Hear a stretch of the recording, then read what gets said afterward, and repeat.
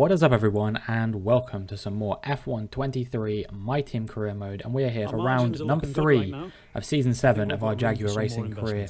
It is the final season that we're going to be doing on F1 23 before the release of F1 24 starting in the very end of May. So yeah, we've got a lot to play for this season. We of course were double world champions last season in both the Constructors and the Drivers' Championship, and we're hoping to defend both of those titles. But so far, things have not got off to the greatest start for us in the first couple of races.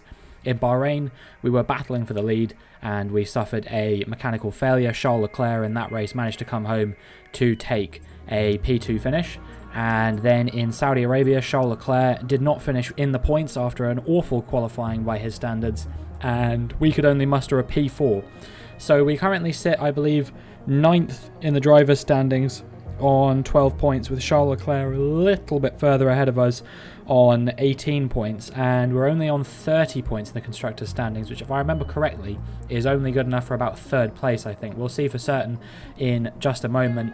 As you can see there, the ICE, of course, did fail before. Yeah, 3rd in the constructors behind Alpine and Red Bull, who are pulling away quite dramatically out in front, with Russell leading the charge in the driver's standings on 40 points, his teammate Ocon just behind him on 25, and then it's Vesti, Leclerc and Gasly making up the top 5. We're all the way down in P9, just ahead of Oscar Piastri in the McLaren as well. So yeah, we're going to need hopefully a little bit of a better result here in the Australian Grand Prix today. Obviously this was the site where Charles Leclerc won his first and only race for Jaguar Racing so far. And this was a place where I probably should have scored points last season, but unfortunately I kind of just lost all pace towards the very end of the race and ended up slipping down into to P12 on the final lap of the Australian Grand Prix last year. So I'm hoping we can at least bag a good chunk of points today.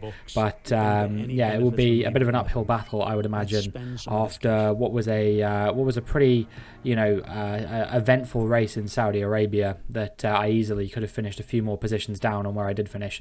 But thankfully, due to some pretty good defensive driving, we managed to hold on to that P4. So whether we'll be able to do the same here today in Australia remains to be seen. But of course, this is another track where I have never won in F1 23 in I think 7 seasons of racing here. Actually, if I remember correctly, this track has not been off the calendar, I don't think, or maybe 1 season it was missing. But either way, this will be at least the 6th time we've raced here in F1 23, and the fact that we've not had a win here so far is a little bit surprising. We have, of course, had a podium. We had a podium here in Season 5, I believe, back when we were teammates with Jack Doohan. He finished 4th that race, and it was me that denied him standing on the podium in his home race. And now, yeah, we make our way into the race here in Season 7, where I'm hoping that we'll be able to bag big points both from my side of the garage and from Charles Leclerc's side of the garage. If we can get both cars on the podium, or at least in the top 5, that would be an ideal situation. The practice went pretty well, but it was a little bit hard to judge because the rain came down sort of about halfway through the session.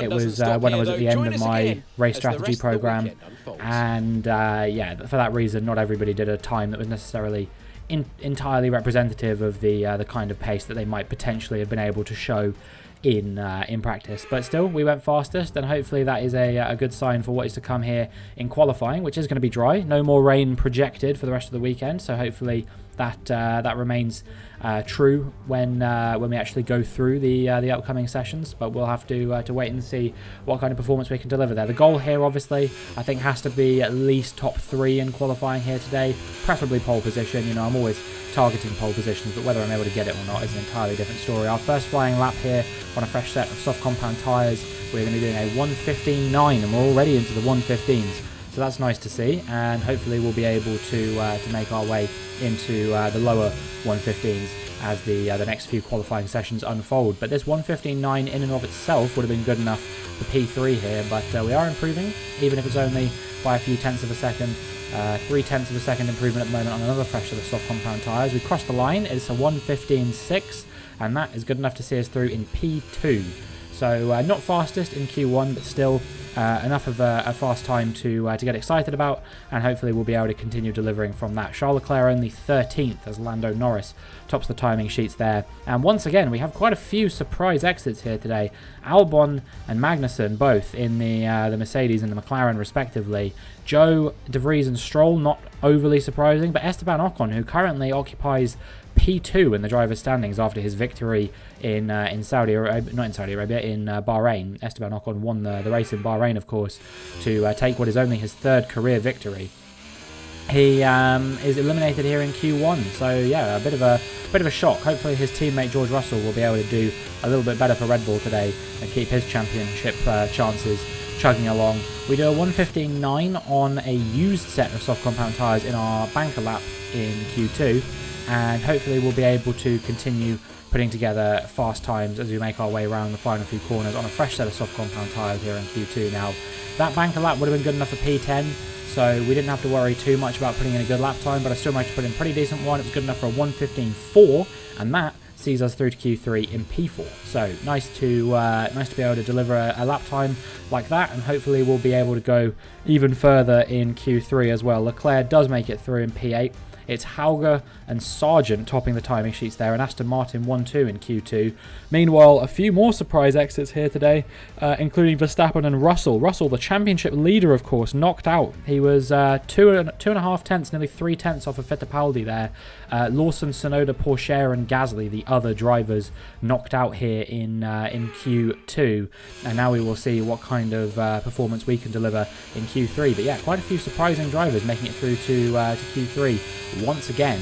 And a few drivers being knocked out in Q2, quite surprising as well. Across the line on our banker lap in Q3, and it's good enough for a 1:15.9. Only puts us P9 for the time being, so we're going to have to deliver a bit of a better time in Q3 in our flying lap, on our soft set of, what am I trying to say, on our fresh set of soft compound tyres. And fortunately, as you can see, as we make our way around the final few corners, we are delivering quite nicely on the fresh set of soft compound tyres as well. Currently up by about 6 or maybe 7 tenths of a second as we round the final corner. I think it's going to be about 6 tenths of a second, and we'll see what kind of lap time this is good enough for. It's a 1:15.3, and that puts us in P5. Wow, okay. I was thinking it was going to be a lot better than that, actually, so a bit of a shock. And with qualifying complete, let's review our top 3 today. Vesti, Oscar Piastri and Charles Leclerc. Well, that wraps up qualifying, but don't worry, we'll be back tomorrow as we head into the Grand Prix.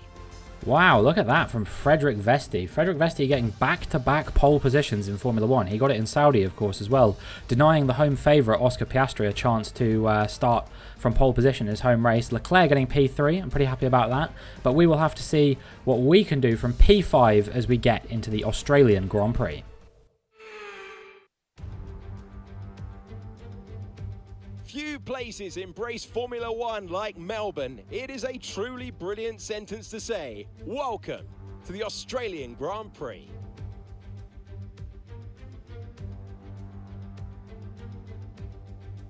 It's Albert Park Circuit, 3.2 miles of bumpy city streets. We have changed the turns at 1, 3, 6 and 13. They have all been widened. We've got rid of the chicane at 9 and 10. That is now a flat-out right-hander. It's a new look that made its debut in 2022, new life into an old classic. Let's run you through the driver grid order for today's exciting race. Frederick Vesti lines up on pole position, and Oscar Piastri completes the front row.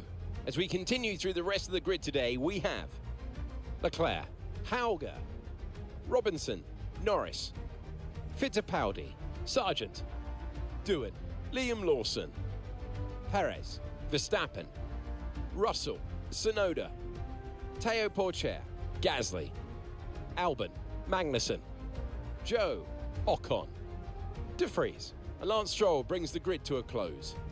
And now it's time to head down to the track. Well, Alex Jakes doesn't have anything to say on this occasion, so we'll have to see whether Frederick Vesti can make it a first career win. He got close in Saudi Arabia, P2 there. Will he be able to go all the way today?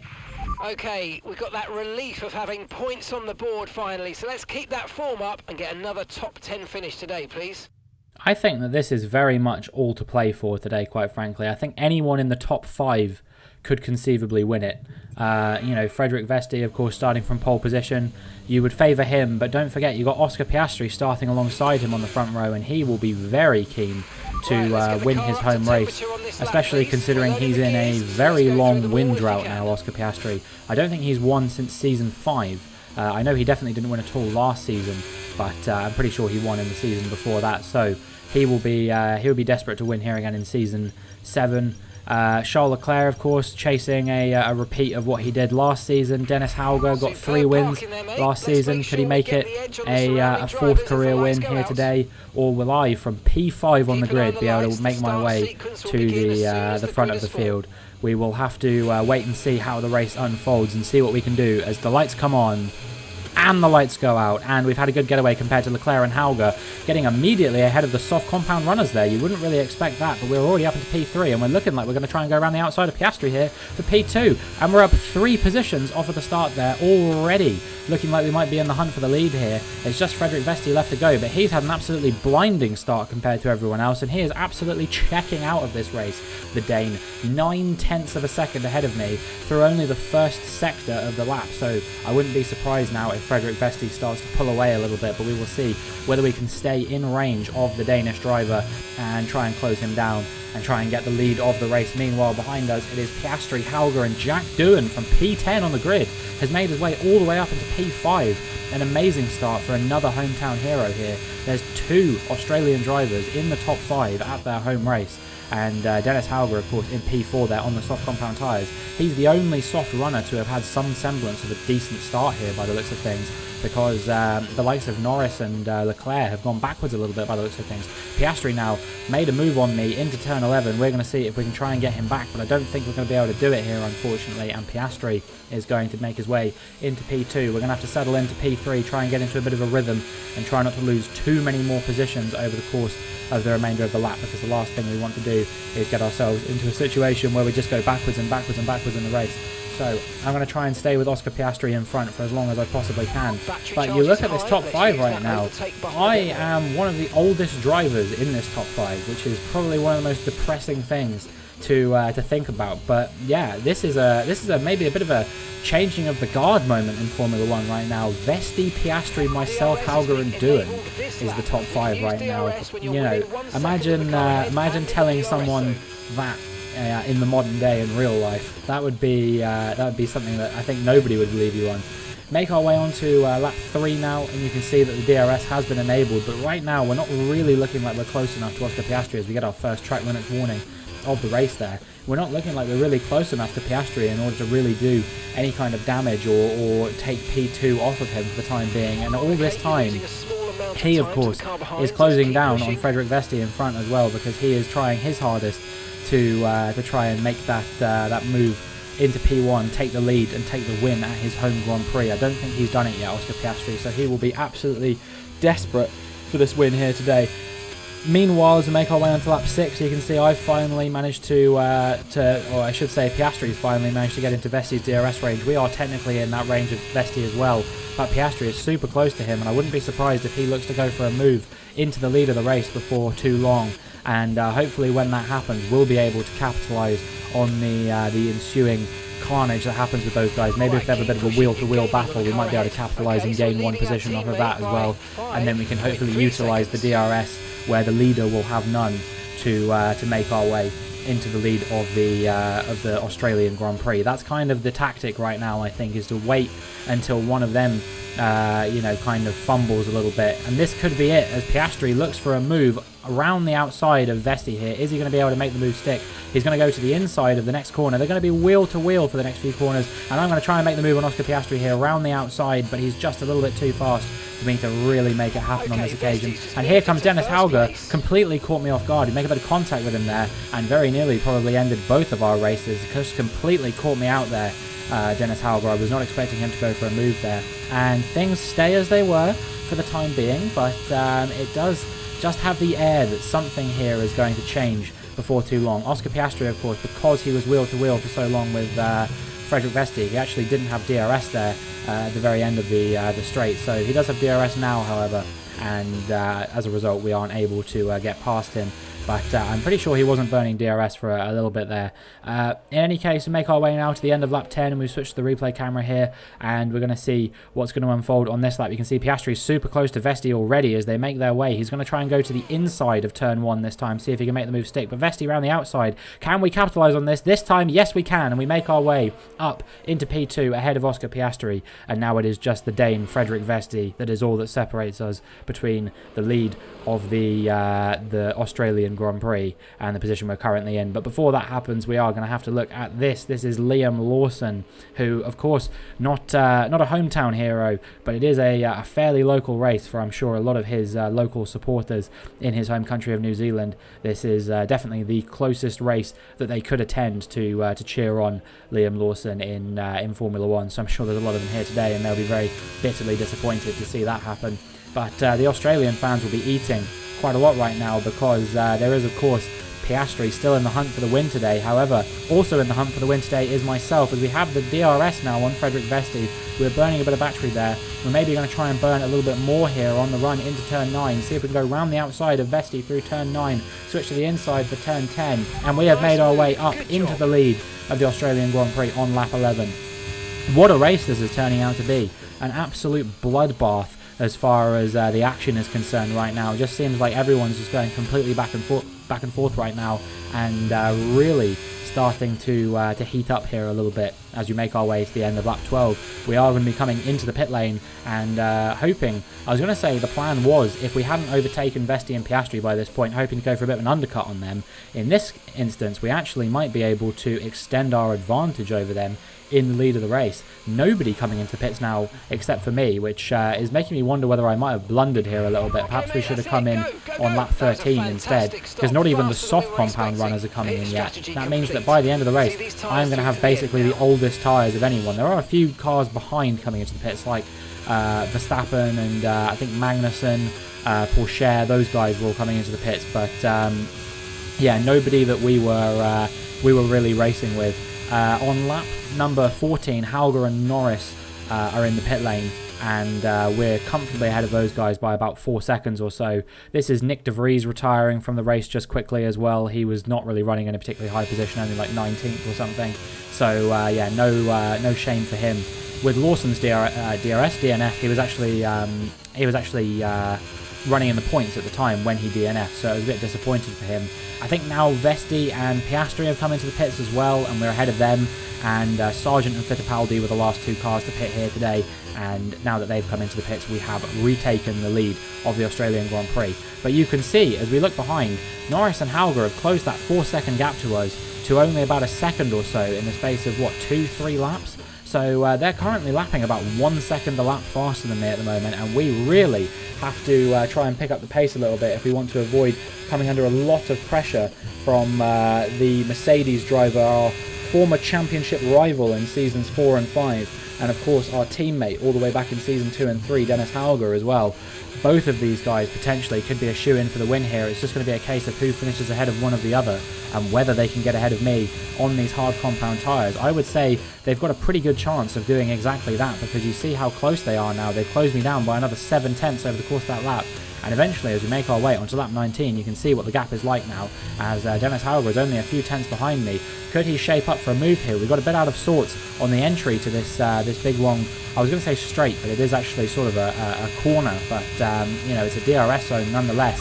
Hauger, interestingly, doesn't seem to be using the DRS here, which I don't really understand why that is, but yeah, now he's using the DRS again. I don't know if there's a bit of a bug there where the AI isn't using the DRS in that DRS zone when it should have it available to it. Obviously, we're able to use the DRS when we have it there, so I don't really know what the reasoning for that is. But Hauger, yeah, made his way into the lead of the Australian Grand Prix nonetheless. But here on lap 22, I am absolutely desperate to fight back against the Norwegian driver, my former teammate. I've already let a few wins this season, or last season I should say. I've let a few wins last season slip through my fingers at the hands of Dennis Hauger. I will not let this one slip through my fingers if I can help it, as we go to the inside of turn 9 and by the time we get to turn 10 we were already ahead of him far enough that we could take the normal racing line there and make our way up into P1 in the Australian Grand Prix once again. Could it be that the medium tyres for Hauger and Norris are starting to go off a little bit, and in that case could we see ourselves start to break away? Well, on lap 24 that proved to potentially not really be the case, because you can see Dennis Hauger only 3 tenths behind us again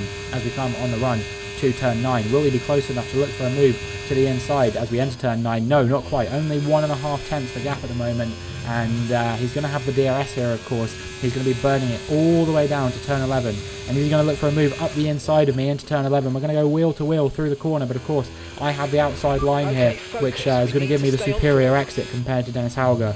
But there's 2 more DRS zones coming up in the not too distant future, so I wouldn't be surprised if Dennis Hauger maybe goes for 1 or even 2 more moves here before the end of lap 25, and you know, he could just be pressuring me all the way to the end of the race now until he eventually makes his move stick. Dennis Hauger once again to the inside at turn 1. Is he going to make this one happen? No, still not close enough to overtake me on this occasion. We're going to try and get a good exit from this corner if we can, but we kind of got a bit squirrely out of there. Is Dennis Hauger going to go for another move to the inside here?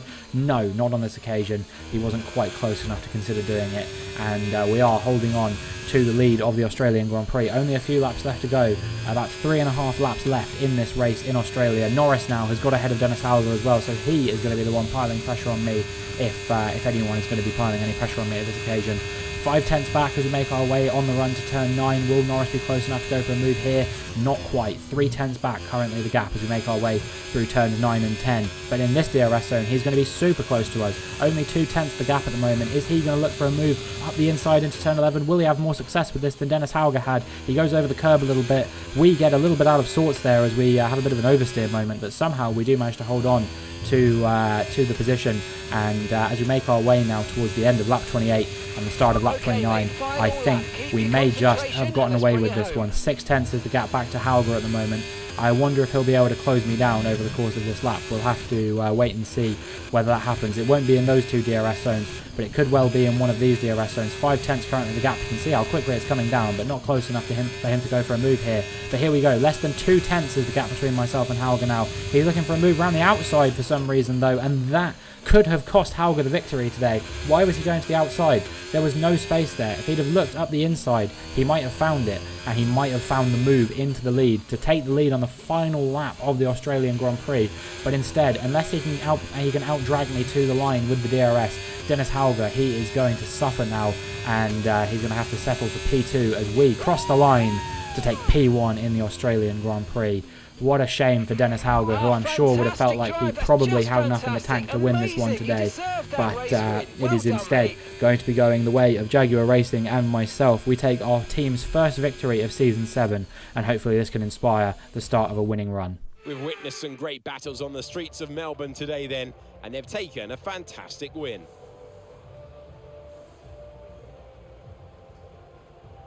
So, Natalie, what made the difference out there today? I feel consistency was probably the key today. There's being quick, and then there's being quick lap after lap after lap.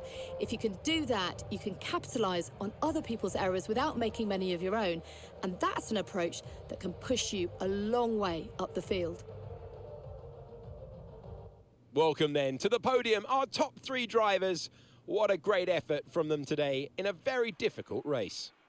Well, the undercut meta proving to be the superior meta here once again, because of course we pitted a few laps before the likes of Vesti and Piastri, and Hauger and Norris obviously started on those soft compound tyres, boxed a little bit earlier than those who started on the mediums, and ultimately they had the pace to make it to the end without any real issue. So yeah, from P4 and P6 on the grid, I believe, Hauger and Norris managed to make their way onto the podium. Obviously it was me from P5 on the grid as well, winning the race, and all the people who started in the top 3 will finish outside of the top 3 today, which is not something you see too often. And after this round of the World Championship, here's how things look in the drivers' table. It was not the best weekend for our championship leader, and their advantage at the top has been reduced. Let's focus on driver of the day, Natalie Pinkham. Come on, who do you pick? I have to give it to Robinson. It's time to check out the constructors' standings. No change in the top spot, but with today's points, their hold on the lead is getting weaker. Meanwhile, good work from Aston Martin this weekend, who pushed themselves further up the order. Well, that certainly was an exciting weekend of Formula One. Be sure to join us for more exciting Formula One action very soon. Yeah, kind of a big weekend for us as Red Bull, I'm pretty sure, failed to score any points between their two drivers there. Russell obviously was knocked out in Q2, Ocon knocked out in Q1. Neither of them could battle their way back into the points. But I tell you who did manage to battle his way into the points quite impressively was Alex Albon, who started from P17 today and made his way into the points. So, yeah, him keeping some of Mercedes' hopes alive, as Norris also obviously finished on the podium today. Meanwhile, you know, you had the likes of Frederick Vesti finishing in P6 to show out for Alpine. I'm sure he'll be pretty disappointed after starting on pole. Oscar Piastri could only settle for 4th place in the end, which again, I'm sure that he won't have been best pleased with, given that he would have felt like he probably had enough in the tank to win today. It was actually Logan Sargent that ended up finishing P5 quite impressively, and somewhat perplexingly, which I don't really understand, Charles Leclerc fell all the way back to 8th. Somehow he got overtaken by the likes of Sargent and Albon as well. So I don't really know what's happened there with Charles Leclerc, especially considering he started on the soft compound tyres. So it's not even like he got screwed over on the strategy. He was on the right strategy. He just clearly had no pace here today, which is really bemusing given how fast he was at this circuit last year. I don't know where that pace has gone. But yeah, Charles Leclerc still just not really delivering the level of performance I'd like him to. Obviously, he had that win or not win, but that podium in Bahrain. He ended up finishing P2 on that day. But Charles Leclerc just can't seem to win a race for love nor money since that Australian Grand Prix last year. It's been over a year since his last victory, and it's not like he's like doing a Piastri situation where week in, week out he's delivering consistent results. He's just been consistently really mediocre. A P8 finish here today, you know, a non-points finish in the Saudi Arabian Grand Prix, and then obviously that podium in Bahrain as well. He's just been shockingly inconsistent for us, and you know, really not repaying the fact that I chose to re-sign him for this season, thinking that it would maybe lead to a bit of I don't know, a resurgence in form for Charles Leclerc. It hasn't happened on this occasion. We have managed to have a bit of an uptick in form here today, and hopefully we'll be able to continue that in the next race as well, which will of course be the Chinese Grand Prix, which you may remember last year, it absolutely tipped it down in the Chinese Grand Prix, and we were able to win the race as a result of that. My pace in the wet was good enough to keep those cars around me behind. Obviously no DRS makes a huge difference with that giant DRS zone in China, but still, you know, a really strong performance from our end, and hopefully we'll be able to replicate that in this year's Chinese Grand Prix as well, because you know, this could potentially be our opportunity to get ourselves into the lead of the Drivers' Championship nice and early for a change, rather than what usually happens where we find ourselves completely in the mud for most of the season and then bring it back towards the end. So yeah, look forward to that one, and we'll see what we can do then. But that is going to be it for this video, so if you enjoyed, please make sure you like and subscribe, and hopefully I will see you in the next one.